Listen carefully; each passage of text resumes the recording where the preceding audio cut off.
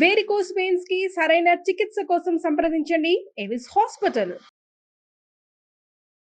నమస్తే రమగారు. నమస్తే జయ. రమగారు, మనము పూజా మందిరంలో దేవుని యొక్క ప్రతిమలు పెట్టుకుంటాం, ఫొటోస్ అని, లేకపోతే చిన్న చిన్న విగ్రహాల రూపంలో పెట్టుకుంటాం. మట్టి విగ్రహాలు, రాగివి, కంచువి అట్లా పెట్టుకుంటాం కదా. వీటికి ఒక ఆర్డర్ ఉంటుందా? అంటే ఫస్ట్ ఈ విగ్రహం పెట్టుకోవాలి, వరుస క్రమం అట్లా ఏమైనా ఉంటుందా రమగారు? అవన్నీ పర్సనల్ థింగ్స్.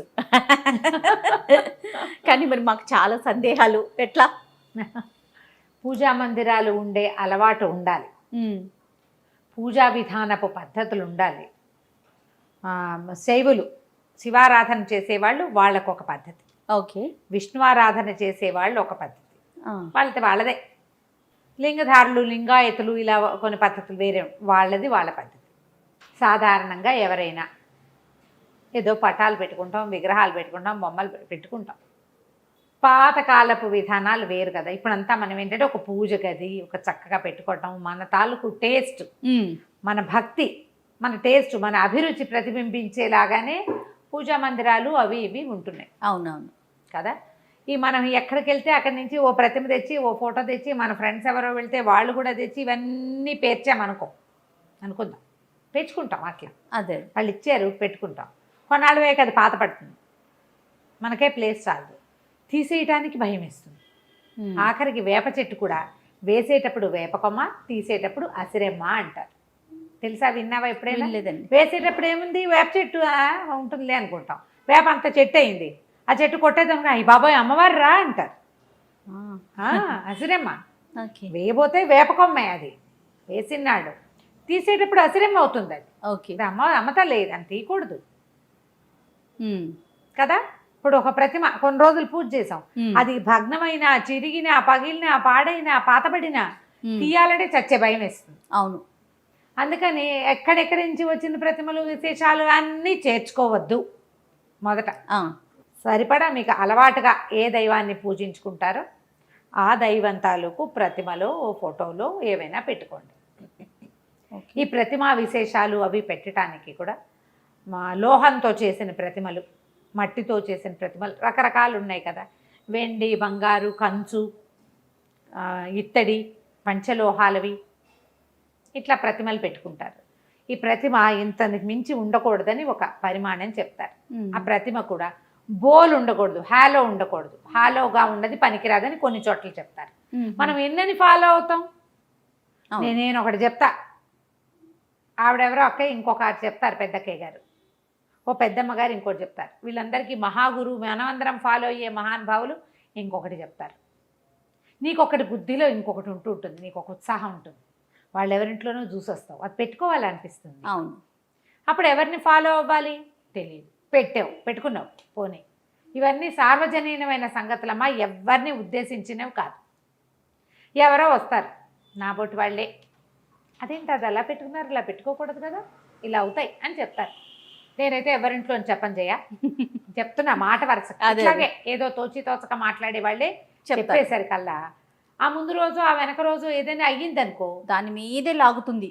ఇదే అక్కడికి కనెక్ట్ చేస్తూ ఉంటాం. అవును కదా. అవునండి. ఎప్పుడు కూడా ధర్మ సంబంధమైన వ్యవహారాలు ఒకటి నువ్వు గట్టిగా ఉండు, స్ట్రాంగ్. నా ఇష్టం, నాకు ఇదే ఇష్టం, నేను ఇలాగే చేస్తా, నాకు ఇదే నచ్చింది, నేను ఈ దేవుడినే పూజిస్తా, అది నాకు కృష్ణుడే ఇష్టం, ఇంతెత్తు కృష్ణ ప్రతిమే నేను పెట్టుకుంటా, నీ ఇష్టం.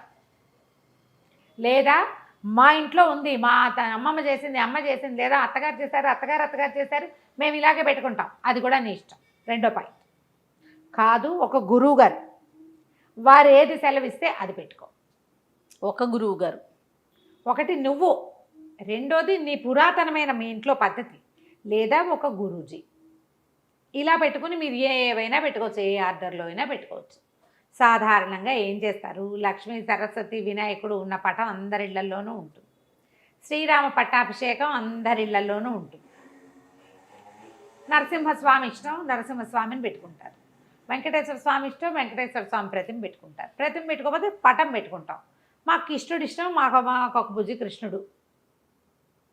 లక్ష్మీదేవి అందరిళ్లలోనూ లక్ష్మీదేవులు, మళ్ళీ వరలక్ష్మి వ్రతాలు, బంగారపు షాపులు వాళ్ళు రండి మీకు అవేవో ఇస్తామని పిలిచి కొన్ని దశాబ్దాలుగా అందరిళ్లలోనూ లక్ష్మీదేవులు ఉంటున్నారు. ప్రతిమలు కొనుక్కుని పెట్టుకుంటారు. పూజ చేయొచ్చు చేయకూడదు, దీనికి హాలో ఉంది, చిల్లు ఉంది, ఏకాండి ప్రతిమ, ఇది రాగిది, వెండిది, ఇత్తడిది, ఏవో ఆలోచిస్తాం. పూర్తిగా మీ మనసు. నేను ఒకటి చెప్తా, మా ఇంట్లో ఇలా కాదండి అంటావు నువ్వు, అవునా? ఖచ్చితంగా. అబ్బాయి బాయిలు మీరు మీవన్నీ మా మీద ఎందుకు రుద్దుతారు అంటారు ఇంకొకళ్ళు. మీకు కావాల్సినట్టు మీరు పెట్టుకోండి, మాకు కావాల్సినట్టు మేము పెట్టుకుంటాం అని ఇంకా చక్కగా అంటే ఏమంటారంటే, నీ ఇల్లు నీ ఇష్టం, మా ఇల్లు మా ఇష్టం, ఏకవచనాల్లో కూడా వచ్చేస్తారు.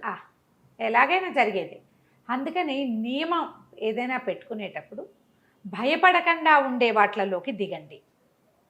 సాధారణంగా వినాయక ప్రతిమలు పెట్టుకుంటారు, ఎందుకనో తెలీదు. మా ఇంట్లో ఆ పెళ్ళప్పుడు ఎవరో ఇంత వినాయకుడిని, సిల్వర్ వినాయకుడిని ఇచ్చారు. అదేంటి తమాషాగా మెరిసేది. ఎప్పుడూ ఆయన మా పూజలోనే ఉన్నాడు.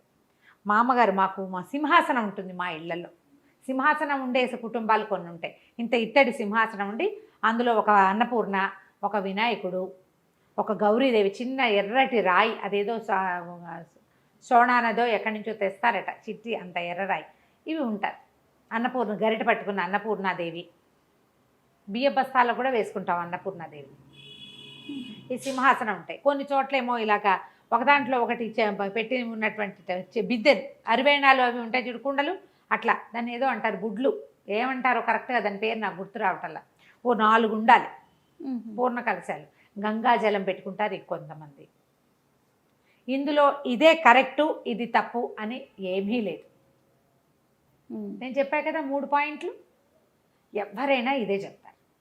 సింహాసనంలో ఉండి ఆ వినాయకుడు ఉన్నాడు, ఈ తెల్ల వినాయకుడు ఈ వినాయకుడు కాకుండా నేను ఎప్పుడో ఆకుపచ్చ మన జేడు మరకత వినాయకుడు, ఎందుకో ఆయన ఆకర్షించాడు, ఒక చిన్న వినాయకుడిని తెచ్చిపెట్టుకున్నాం.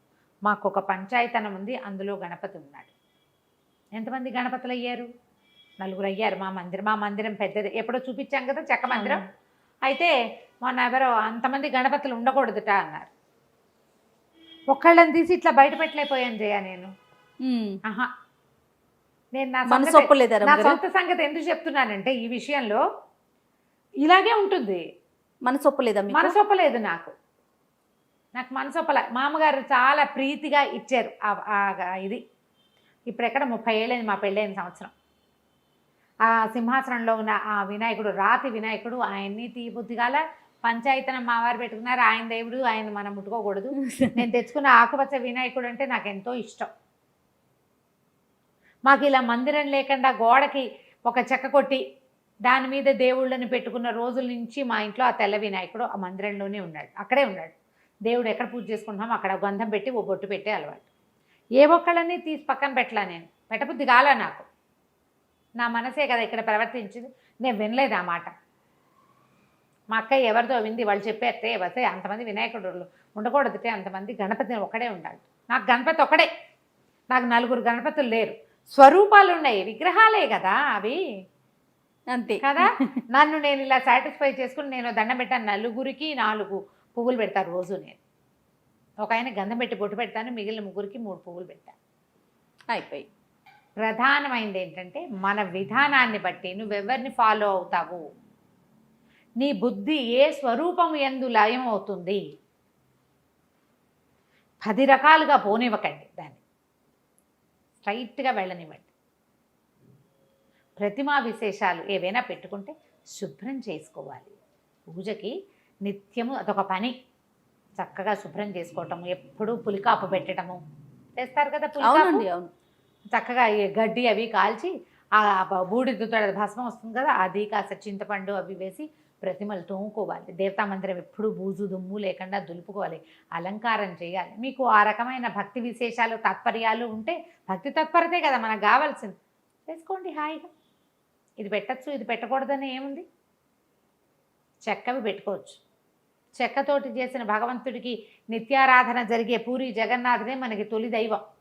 4 ధామాల్లో మొదటి ధామం అదే మనకి భారతీయులకి. కాబట్టి చెక్కదేవుడు పనికి వస్తాడు కదా. అవును కదా. మరి అక్కడి నుంచి శిలాస్వరూపాలుగా ఉన్న స్వాములు ఎంతమందో మనకి దైవాలు, విగ్రహ రూపంలో ఉండే స్వాములు ఎంతమందో. కాబట్టి రాయి మట్టి అన్ని ప్రతిమలు పనికొస్తాయి. ఆర్డర్ ఏమైనా ఉంటుందా రమ్మగారు? కుడి నుంచి ఎడమకి, పైన ఒకట్లు కింద ఒకరు, అట్లా ఏదైనా పలానా ప్రతిమ పైన ఉండాలి కింద ఉండాలి ఏవో చెప్తారు చేయాలి. ఆ. మన వెసులుబాటుని బట్టి కొంతమందికి మనకి ఇంట్లో మందిరం ఉంటుంది, దాంతో పాటుగా గోడ మీద కూడా కొన్ని ప్రతిమలు ఫోటోస్ పెట్టుకుంటారు కదా, అలా కూడా పెట్టుకోవచ్చు. చూస్తూ ఉంటాం. పెట్టుకోవచ్చు. అదే ఇప్పుడు ఏదో ఒక ఫేస్బుక్ వీడియోలో అనుకుంటా, మా ఇంట్లో ఫోటోలకి పైన పువ్వులు పెట్టుకుంటాను నేను, అక్కడ కింద పెట్టడానికి వీలవక, అదేంటండి తల మీద పెట్టకూడదు కదా అని అడిగారు. ఏమో నేను పెడతాను, పాదాల దగ్గర పెట్టేవి ఉంటాయి. గోడకు తగిలిచున్న ఆయనకి పువ్వు పెట్టాలంటే ఎక్కడ పెట్టాలి? పాదాల దగ్గర పెట్టలేం కదా, పైనే పెట్టగలుగుతాం. పైన పెడతాం, నెత్తి మీద పెట్టకూడదుట ఎవరో చెప్పారు. నమో నమః. నేను అనుకుంటా నా సర్వాపరాధాన్ని స్వామిని సర్వాపరాధాన్ని క్షమస్వ, ఇది ఒక వాక్యం పెట్టుకుంటాను జయ. నేను అన్ని అపరాధాలు క్షమించు, తెలుసో తెలియకో, నా వెసులుబాటో నా ఆలోచనో, కాబట్టి వీటిని అన్నిటినీ క్షమించు అపరాధాలను.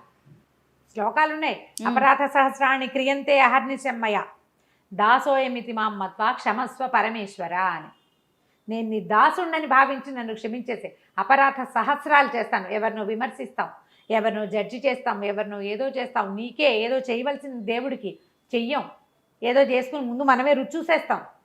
ఇది దేవుడు ఇచ్చాడని జ్ఞప్తి ఉండదు మనకి, జ్ఞప్తి లేదు, ఏదో చేస్తాం ధ్యాసగా, హర్రే పొరపాటు చేశానే అనిపిస్తుంది. ఒక క్రియ ముందు గంధ పెట్టవలసిన చోట ముందు కుంకం పెట్టేస్తాం, ఏవో చేస్తాం, ఒక లైన్ ఉంది ఆర్డర్ ప్రకారం పోము. ఉపచారాలకి ఆర్డర్, దేవుళ్ళ అరేంజ్మెంట్కి ఆర్డర్ అనుకోకండి. ప్రతిమా విశేషాలు మీ వెసులుబాటుని బట్టి, మీ మందిరాన్ని బట్టి, మీ భక్తిని బట్టి పెట్టుకోవచ్చు. దాని మీద ఏం పెద్ద ఆలోచించద్దు. ఒక వినాయకుడు తొలి పూజలు అందుకుంటాడు, మనకు లెక్క కదా అట్లా. ఏదైనా ఒక మొదట చేసేటప్పుడు వినాయకుడికి దండం పెట్టుకుంటాం, ఓ వినాయక ప్రతిమ పెట్టుకోండి. లక్ష్మీ పూజ మనం చేసుకోవాల్సింది, లక్ష్మిని పెట్టుకోండి. మీకు విష్ణువు ఇష్టమో, శివుడి ఇష్టమో, మీకు ఏ ప్రతిమా విశేషం మీద ఆసక్తిగా ఉంటుందో పెట్టుకోండి. ఆ అర్చన చేసేటప్పుడు షోడశోపచారాలు ఒక లైన్ చెప్పబడ్డాయి కదా, ఆ లైన్ చేసుకోండి. టోటల్గా నాకు ఈ వీడియోలో అర్థమైంది ఏంటంటే రమ్మగారు, మీ ఇంట్లో ఎలాంటి ఆచారం ఉంటుందో, ఎలాంటి సాంప్రదాయం ఉంటుందో అది ఫాలో అవ్వండి, అంతేనా రమ్మగారు? లేదా మీ మనసుకి ఏది నచ్చితే అది, లేదా గురువు ఒక్క గురువు ఒక్కరు ఎప్పుడు కూడా, అంతేగాని ఆర్డర్ విషయం మీరు చెప్పట్లేదు. సంతోషం. అంతే కదా రమ్మగారు. మరి ఇప్పుడు మీది ఒక పద్ధతి, మాది ఒక పద్ధతి. నేను అదే చెప్తున్నా. ఇప్పుడు మన సాయి వాళ్ళది ఒక పద్ధతి నా ఉంటుంది. పద్ధతి చెప్తే ఎలా కుదురుతుంది? అంతే కదా, నేను ఒక పద్ధతి ఇప్పుడు మన ఇక్కడ ముగ్గురు ఉన్నాం, ముగ్గురిది 3 పద్ధతులు కదా. రైట్. నమస్తే రమ్మగారు. నమస్తే.